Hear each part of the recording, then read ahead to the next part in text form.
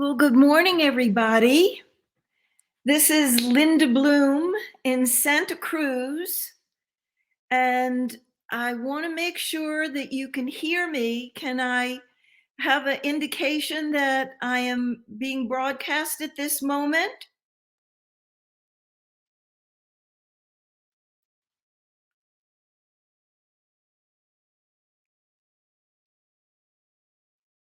Yes, good. All right. Well, I am a psychotherapist and I live in Santa Cruz, California, and I live by the sea. And I have been a psychotherapist and seminar leader for many years, going all the way back to 1974. I am privileged to be married to a psychotherapist and seminar leader also, and his name is Charlie Bloom. We're happy to announce that we are going to have our 50th wedding anniversary in just a few months. And I count all the years that we've been together. We've been together for 54 years. Now, that's a lot of working it out. We consider ourselves a very happy couple, and we have made it our life's work for many years to find out what characterizes the happy couples from the couples that have an okay relationship. Doing psychotherapy with couples has been challenging in some ways because you're interfacing with people who are frustrated and they have trouble getting their needs met and they're unhappy, sometimes angry and bitter. And we did couples counseling for such a long time that it got to the point where it was feeling heavy and difficult. So we made up our minds that we were going to have an antidote to the darkness, and we were going to interview the happiest couples we could find and have them tell us their secrets of success. So we wrote a book about that called Secrets of Great Marriages. So a lot of copies, I'm happy to report. And the couples told their secrets of success in their own way. They were a very creative bunch. What we were able to see from the 27 stories that we included in our book, that they had cultivated over time habits that gave rise to this very fulfilling partnership that they had created. So we're working on a new book now that we're calling Habits of Happy Couples, and we're illustrating the points that we learned from those couples, others that we've interviewed. We've interviewed many, many happy couples. We consider ourselves among that group. And we found that the definition of habit says that it's patterns that persist, and they're usually hard to break. So we learned these, a lot of them, from our family of origin. No blame on our family of origin. If they had learned better habits, they would have shown and modeled better habits for us, but they had a learning deficit too. And we tend to repeat some of the same habits that we learned from our families until we become more conscious. And when we are aware of the unskillful choices that we're making for our habituated patterns, and we have contemplated what would be a more skillful pattern, that choice point is incredibly important for us to mend our difficult ways that invite our partner to be closer to us, to be bonded to us, to be in league with us, to both of us have our dreams fulfilled, our goals manifested, our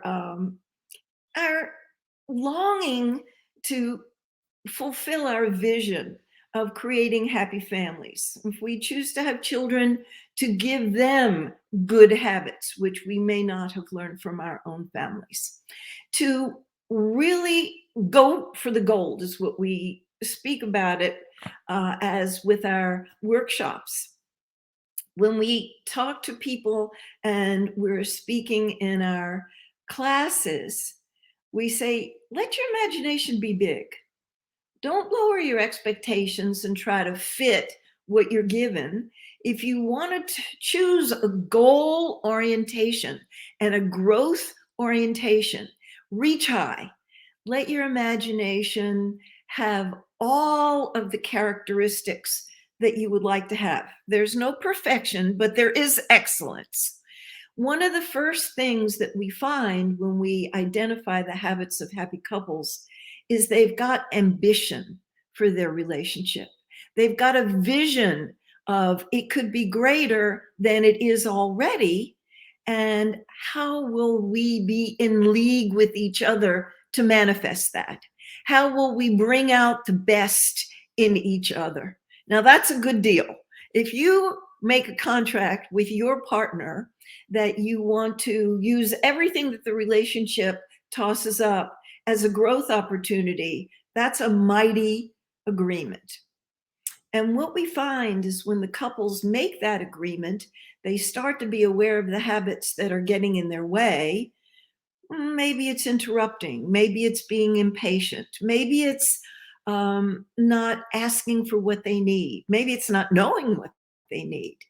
Maybe it's settling rather than going for the gold. So we find that this is one of the habits. They've got a good work ethic and a lofty vision, and they're willing to put the time and the effort towards making the relationship great. One of the things that we find is that it's the depth of the intimacy that they share with each other. Emotional intimacy is defined as in to me see. Innermost. I choose you to be one of the privileged few that I will show my innermost self to. I'm going to zip up my image suit and I'm going to present myself to people in the rest of the world in a different way, but I'm going to let you know my innermost self. So when we feel the impulse, the old habituated pattern to conceal, that choice point to use the new habit of revealing more, sharing our feelings, sharing our lofty dreams, sharing our deepest, tender, vulnerable feelings, sadness, pain, suffering, grief, loneliness, anger, resentment, the things that don't work for us, and our joy and our enthusiasm about life. And so when we regularly make this a pattern in our life to open up rather than close, and to express rather than repress, those are the behaviors and the patterns with many, many, many, many repetitions that start to give rise to a deeply bonded relationship. To do it in a respectful way, to create agreement that the partner wants to do this with you, that is one of the earmarks of the habits of successful couples, that they're very respectful. They don't try to push things on other people or demand or command. They appeal to their partner's enlightened self-interest. You're going to be happier. I'm going to be happier. Our relationship's going to be happier if we take on this agreement that we're going to practice the new habit of being more open with each other rather than repressing to express. And it's one of the things that you can get very immediate gratification from, that lift, by being more authentic and real. And I don't believe that daily practice is too much. If we take time to make our relationship a priority, and this is a good habit to get into. It can be first thing in the morning before we start our busy days. It could be the end of the day that we check in about how our day went. It could be meeting for lunch. It could be when we go walking the dogs, but that we have a regular practice. This is a great habit to check inside and then report out and check in with our partner. When I work with couples, I find that the ones that thrive are the ones that are doing this mindfulness practice on a regular basis and they're aware of what they're feeling and what they're needing, and they're sharing that with their partner. Doesn't guarantee that our needs are going to get met, but it stacks the deck for success and encourages the possibility that they will be able to meet some of our needs, not of all of our needs. We need to have some of our needs met by ourselves and with other relationships with that we have. But when we live with somebody and we have a committed partnership with them, part of the deal that we make with them is that we want to know what it is they're needing to thrive. We want them to know what we need to thrive, and we're going to do our best to practice being generous of spirit. And this is another habit that highly successful couples have. They're generous. They give their time. They give their attention. They give their listening. It's been all over the media for decades about the earmark of a great relationship is that they have terrific communication skills. And usually when people are thinking about good communication skills, they're talking about being articulate, about expressing what it is that we feel and we need, our ideas. But what doesn't get enough attention that I think really needs a lot of attention is our listening skills, committed listening, listening with our pores open, with our eyes, with our ears, with watching body language and facial expression, that we want to be a committed listener. That is how we are going to receive most of the information that we get about what's going on with our partner. And when we have that generosity of spirit to pay close attention to them, that's a habit that will give rise to that safety and security that we're all longing for. Now, the couples who are using the habit of creating safety and security, a high level of trust, predictability, that they can count on each other, don't get root bound with that, because they know that balance is one of the characteristics of great relationship. So they have to have challenge too. So too much root isn't good. That will close the relationship off and contain it too much. Too many wings is too flighty. We need the security. But both of those things in balance with each other is really helpful. To have habits of balance, work and play. To have balance of devotion to children and devotion to self. Devotion to children, devotion to the romantic partnership. The balance is a habit of happy couples.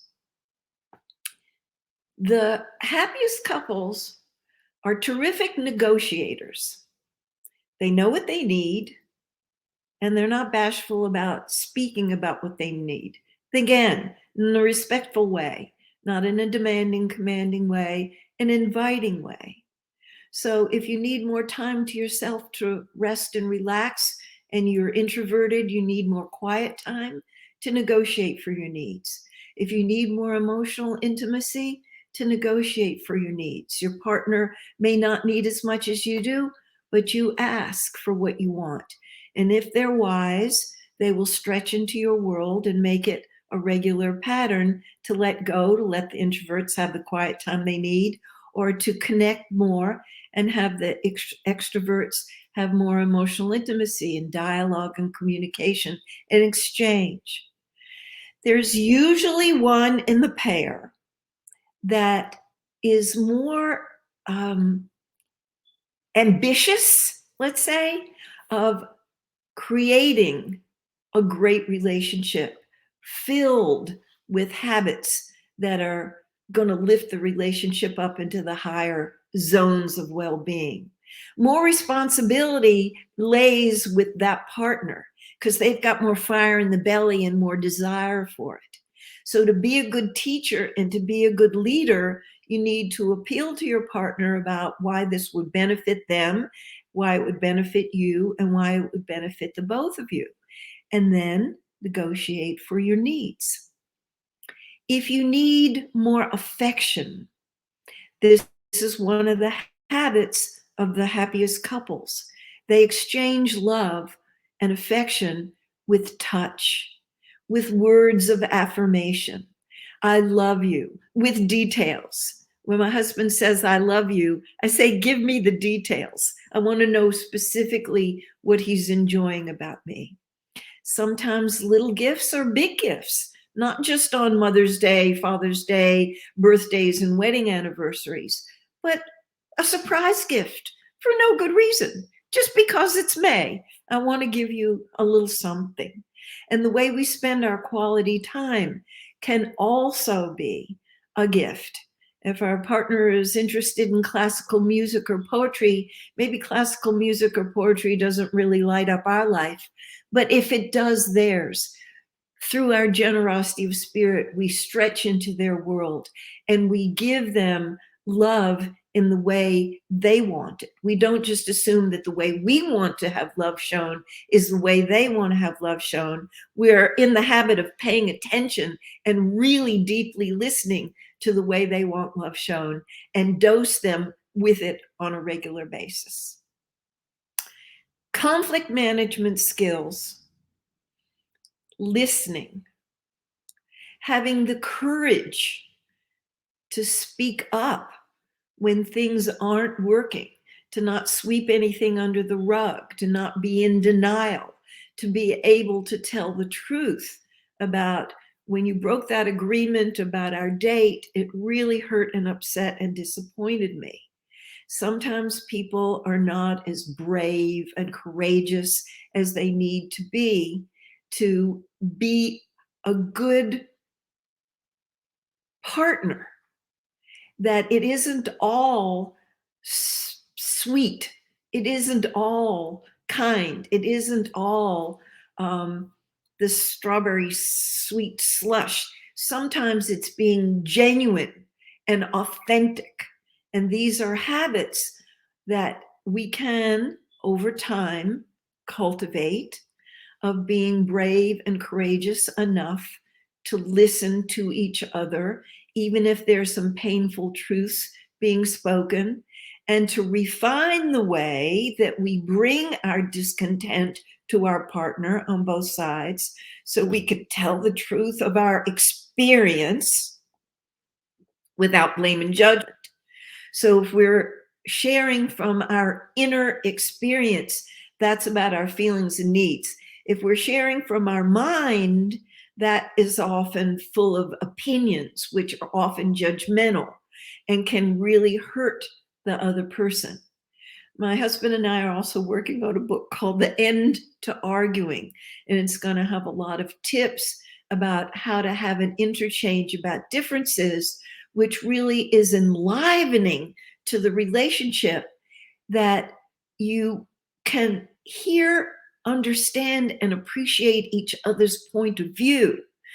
This requires some work on our part to feel worthy, to feel deserving of having a great relationship, and also to smooth out some of those rough habits that we may have learned over time that can cause harm to the other person, and that we can find ways to tee up our remarks and say, I'm saying this because I love you so much and I want us to have the best possible relationship, but there is something that is not working for me. And to be able to talk about all the subjects, that everything is fair game. There are no-fly zones. There are no taboo subjects, even the toughest ones: money, sexuality, how power of decision making, who does household tasks, in-laws, how we rear the children. There's often one that's more laissez-faire and lenient, and the other one that wants to be a little bit more strict with limits and consequences.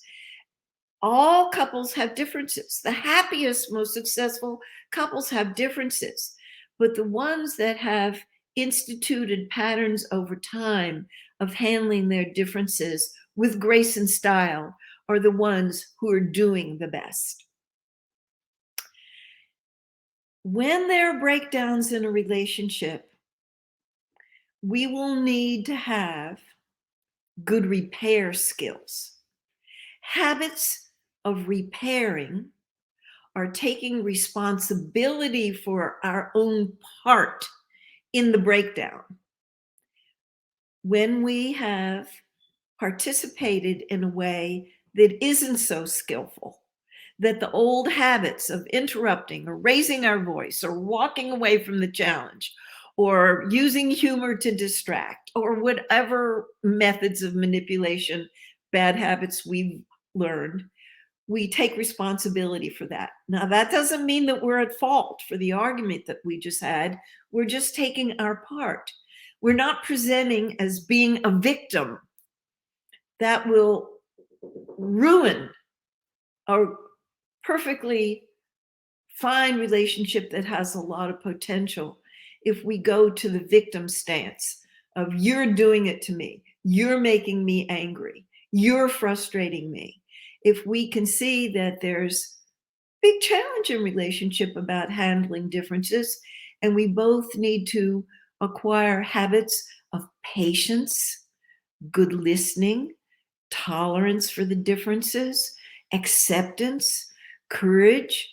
These are all habits that give rise to great relationships, but they're not just born right in us. We don't come into adulthood knowing how to do this well. We cultivate it over time. We learn as we go. I'm very fond of Malcolm Gladwell's book, Outliers. He talks about the most successful musicians, the people who are successful in business, the people who are successful athletically, even successful criminals. They all have things in common. They log the 10,000 hours to get good at whatever they need to do. He uses the Beatles as an example. They were working in Germany when they were an unknown group in the beginning of their careers, and they logged more hours performing on stage, presenting all kinds of music. They were creative and versatile and risky, and they logged more hours in their early career that some musicians do in their whole lifetime. They logged their 10,000 hours and got proficient at their art and craft. And it's one of the reasons that they were such a huge success. A lot of people have unique talents, innate talents, plenty of potential, but they don't log the 10,000 hours. This is something I run into all the time with couples, that they don't comprehend that there's effort involved, that you have to bring your good work ethic that you may be using in your career, that you bring that to your relationship, developing your relationship. Just because we love each other doesn't mean it's going to flow naturally. And I believe that it's one of the greatest gifts that we give our kids is a model of a harmonious, cooperative, and alive relationship. So I talked about affection, and I talked about hugging and kissing and touching and caressing. And those are really enlivening, and to do it on a regular basis, a habituated pattern, but also making our sexual connection, the gift from Mother Nature, really work for us. Because if that is a habituated pattern, that we're adventurous and explore in that area, you can keep it alive over the decades, and the sexual spark, the desire, and the responsiveness can stay alive well past the infatuation stage. And even as we age, we have interviewed many couples, 70s, 80s, and they still have plenty of juice in their sexual and sensual relationship. And it behooves us to keep that alive and to know what lights each other up and turn each other on, and be generous of spirit in that area. It's pretty edgy for a lot of people, but if we are practicing in other areas of our relationship to reveal rather than conceal, this will become easier to negotiate for our needs in that area.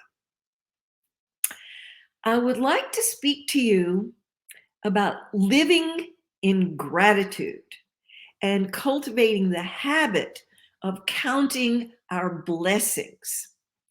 My husband and I teach together at Esalen and Kripalu in Massachusetts in the Berkshire Mountains and other places.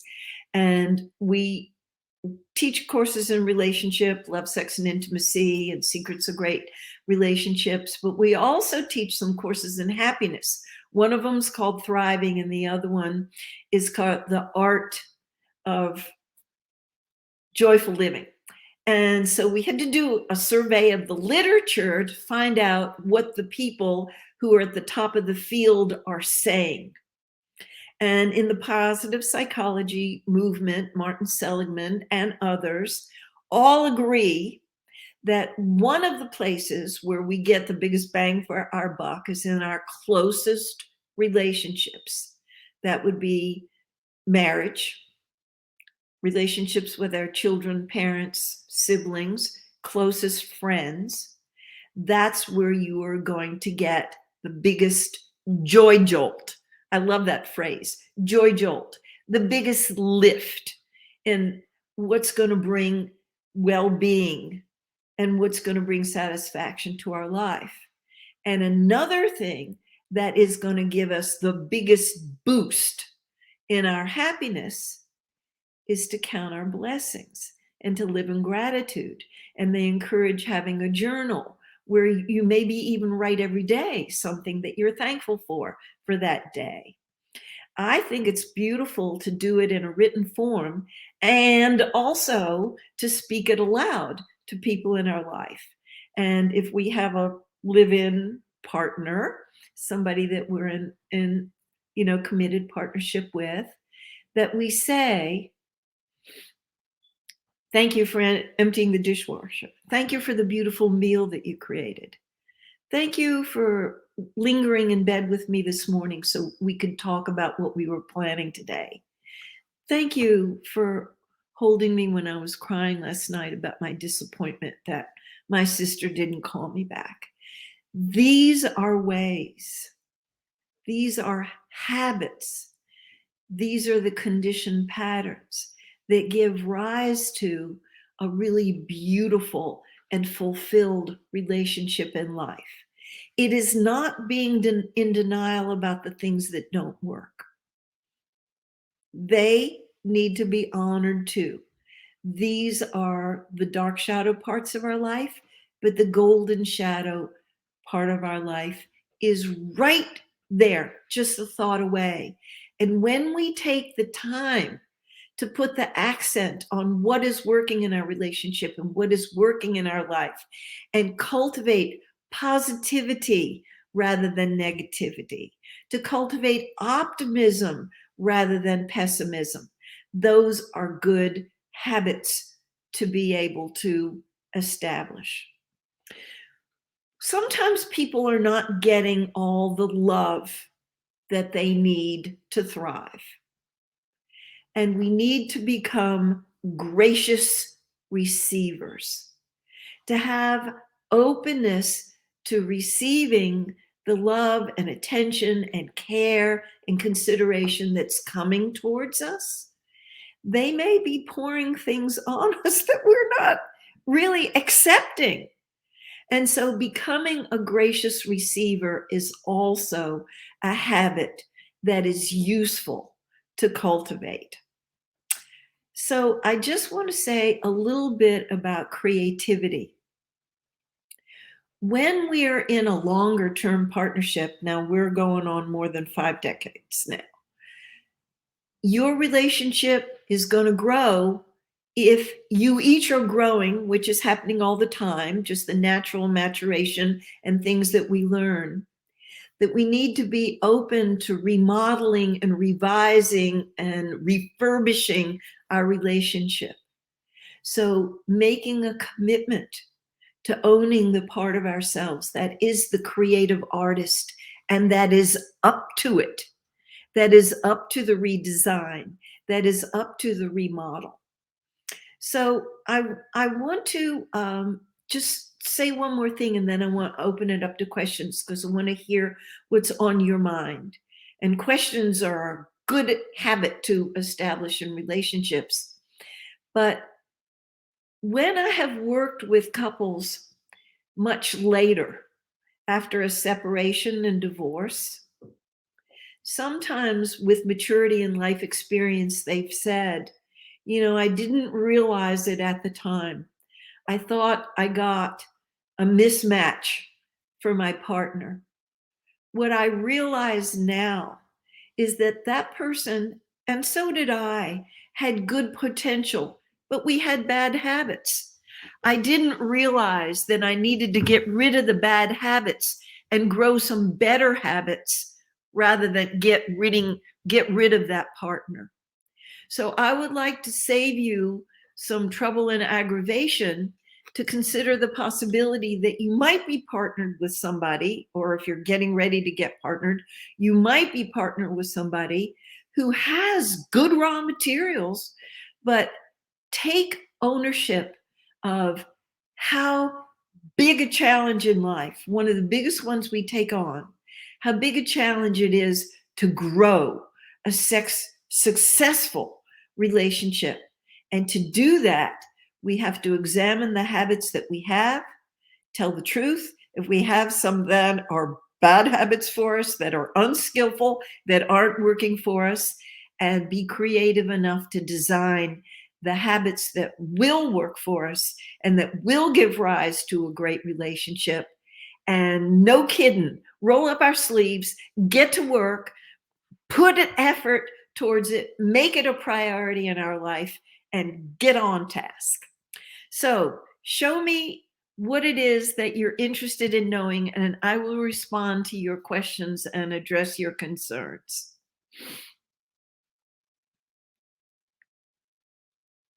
What kind of warning signs I should look out for in order to have a healthy relationship? Great question. You want to look for somebody who's showing indications that they already prize commitment. Because if they're committed to keeping the relationships with their friends in good shape, if they're committed to keeping their relationships with their friends and family and colleagues at work, relationships with their boss, people they supervise, you see signs that they've already got the habit of commitment under their belt. But you want to interview them. You want to vet them. You want to see what their idea is, see what their vision is. Do they want committed partnership in their life? Is it a goal in their life to create happy family? Do they have a growth orientation? Is there an impulse and do they have some fire in the belly that they want to use the relationship and everything that it throws up to be grist for the mill to create a great life and a great partnership? And if those are in place, you will be able to see whether the people have some ambition to work with you. I also think that it's important to look and see if they're kind and tender-hearted, if they're open to influence. This is especially important to see if the males are open to influence. In most cultures around the world, the men have more privilege. They grow up in privilege, and they sometimes come into adulthood with entitlement that they're supposed to have relationship be more their way rather than collaborating and taking influence from the females. And so you want to see whether you have an old patriarch there or somebody who's more on the progressive end who really wants to share power with you, because that's a powerful habit and a powerful commitment to make with each other, that you want both people's needs to be a high priority, that one person's needs can't be a higher priority of the other if you want to go to the highest level that relationship could be. You don't want to make your own needs more important than the other person, but you don't want to make the other person's needs more important than yours. You want to create that kind of balance and egalitarianism, and that's a winning combination. More questions.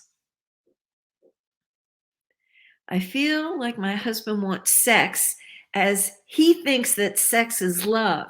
And I am honest and say I understand that there's my feelings too, but he does not like that. All right, sexuality is one of the really vulnerable areas.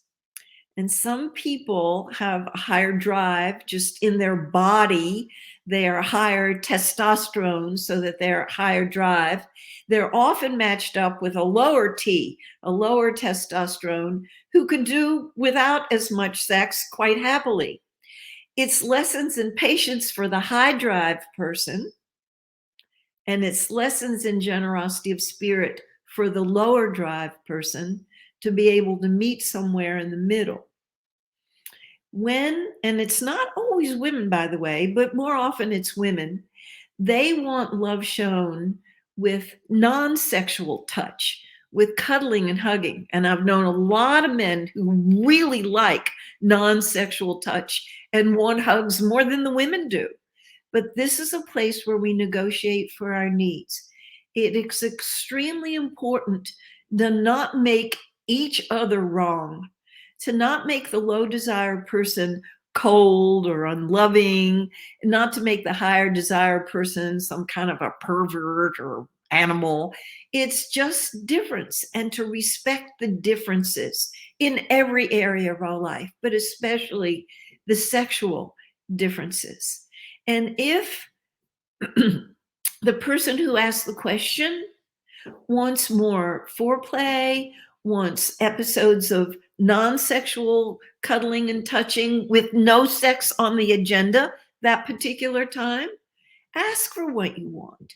Appeal to your partner's self-interest, that this would make you so happy if you could have some emotional interchange that was of an intimate nature, that would enhance your connection, that you would have some affection and touch showed that was not sexual, that would enhance your connection. And it'll probably put you in a better mood to be generous of spirit, to do the kind of sex play that they really like, to have more quickies or whatever it is that they're into, that may not be as fulfilling for you, but if you're getting your needs met, whatever they may be, that's likely to put you in a place where you're more generous to stretch into their world, to meet their needs. I'm loving the juicy questions. Bring them on. Listening to your session, I just realized that me and my partner's arguments a lot recently have been leading to our sour conclusions all the time. How can we avert this? You see, it's not just the content of what we're dealing with, our differences. It's how we're dealing with it. If we're insistent on having our way, that leads to sourness. It spills into all areas of our life. Lack of cooperation with the way we raise our kids. When we're not dealing with our differences so that we come to an understanding and a sweet place where we feel complete, that we understand each other, not necessarily agree, that can find that it's sour, and it starts to make, I don't feel like I want to make love with you. Do you know that we feel protected? We don't feel safe to really open up. We open up our heart, open up our body, open up our mind about the things that we're thinking. So it is so essential to be able to find agreements and establish them as habits with our partner that will give rise to, I would just like to go on the record and tell you about what I feel and what I need and what would work for me. And I want you to go on the record with me. And I want you to tell me what's important to you, about your life goals, the way we run our day, just the trivia of our day, what time we get up, whether we sleep together in the same bed in the same room, whether we sit down to meals together, what the kind of meals that we eat, the kind of food that we purchase and prepare. All of these little pieces of trivia are very important part of what makes up a day. And to be able to negotiate about how to do that, do you know, I live with a husband who doesn't eat any meat. I like meat, so I have to prepare 2 meals, and he sometimes prepares food too. But because there's so many areas of our relationship that really work and that I feel so soul nourished in a deep way, it doesn't annoy me that I need to make his meatless dish when mine sometimes has some meat in it. So this spirit of goodwill can be established with the habits of generosity. And it is so important to have the climate of our relationship be clean, pure, cooperative, collaborative, where both people trust, I'm going to be respected and my needs are going to be taken into consideration too. So we want to keep the incompletions from mounting up because they will sour a relationship. The incompletions are the unfinished business about the things that did not get adequately addressed. And let me just say, there is no statute of limitations on incompletions. Even if it was last year or 2 years ago or 5 years ago or 10 years ago, if it's still bothering us, it's not too late to bring it up. That's a myth. And it is a good agreement to make with our partner that we want to be in the habit of not withholding things that are bothering us, and that we're committed to bringing it up in a respectful way so that we can learn and understand how to get along with each other and have a climate that is sweet in our relationship. We have more. We have more time. We could take one more if there's anybody with a burning question out there that wants to risk putting it out here.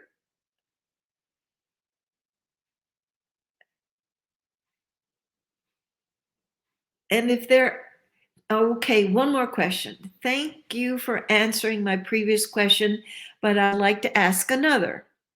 Yes, how to make a relationship long lasting? What is the secret to that? Thank you very much for the question. Um, to make the relationship long lasting, we want to commit ourselves in every possible way to becoming the most loving human being that we can be. Self-loving and generous of spirit to show love to our partner and others. This is my answer to what's the secret of life. The secret of life for me is to become a loving human being. So I offer that to you. It is the umbrella, the overarching goal that will lead us into the habits that give rise to an exemplary life, a fulfilling life, a soul-saturated life.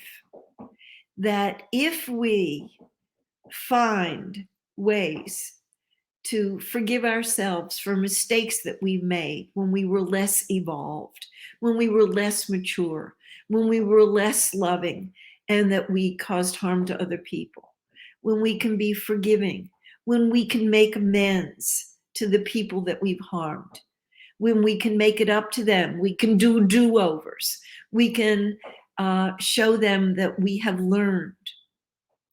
That's powerful.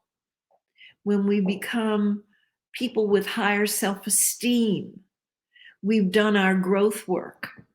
We've learned how to negotiate for our needs. We don't take advantage of other people. We don't exploit other people. that we feel we have a lot to give. We own how creative we are. We own how abundant we are. We own how emotionally intelligent we are, that we have untapped potential and we want to keep utilizing more of it. We're committed to being in service in our life to the people around us and gracious receivers to receive what they offer to us. We have a foundation of security in our relationship that can risk trying new things, risk adventure, risk creative remodeling. So we may go through 1, 2, 3, 4, 5 incarnations over time within the same relationship, but we're staying in communication and collaboration with each other all along. And that will create the kind of relationship that we wouldn't want to leave, nor would our partner want to leave. It's the best game in town. It's so satisfying and so fulfilling when two people are working together to co-create something that wonderful, that nutritious, that we feel full and we have so much to contribute to our family and community. We wouldn't want to leave, nor would they. So thank you very much for the question. We're wrapping up now, and I want to let you know that our website, Bloomwork, not Bloomworks, that'll take you to a flower nursery. Bloomwork, singular, BLOOMWORK, has a free store. When you go to the free store, you'll find that we have 3 free ebooks. One's on sexuality, one is on the end to arguing, and the third one is the 10 most important things that my husband and I have learned since we got married. There are 10 chapters in each one of them, and they're valuable. So get on our email list, and so you can get the free ebooks, and you'll get a booster shot of inspiration every month. We don't blitz people with too much information on a regular basis, but we do give them a valuable piece to read that will give you lift and grist for the mill for conversations for the people in your life who also want to have great relationships. For the people out there who are readers, we have recommended reading lists on a number of topics. Great relationships is one of the topics that we have listed the books that we consider to be the most valuable. I know people's time is precious. Our 4 books are on the recommended reading list. 101 Things I Wish I Knew When I Got Married, Simple Lessons to Make Love Last, is the big seller. We've sold over 100,000 copies, and it's the basic foundational piece, and I think you'll find it very valuable. Secrets of Great Marriages came next. Then Happily Ever After and 39 Other Myths About Love was the third one. And the fourth one that we published is a memoir about a relationship breakdown that my husband and I had when he was a workaholic and he was away from the family when the children were small, and we were gridlocked and fighting terribly, and how we survived that dark time. So it's a gory story with a lot of details about all the bad habits that we had, but we're hungry learners, so we paid attention to what would help, and we finally did have that breakdown become a breakthrough rather than a breakup. But that was a pretty close call, all but call the divorce lawyer. We were just hanging by threads. So our books, our newsletter, our free ebooks, and the recommended reading, they're all on our site. And whenever we're teaching a workshop, I wish some of you would come and attend. You will find them on our website, and we will also announce it when we put a newsletter out. I am very happy to be able to be with you today. I hope that you find practical value about creating good, healthy, wholesome habits. I hope you've been inspired and you've got some fuel in your tank to get busy, because the payoffs are fabulous.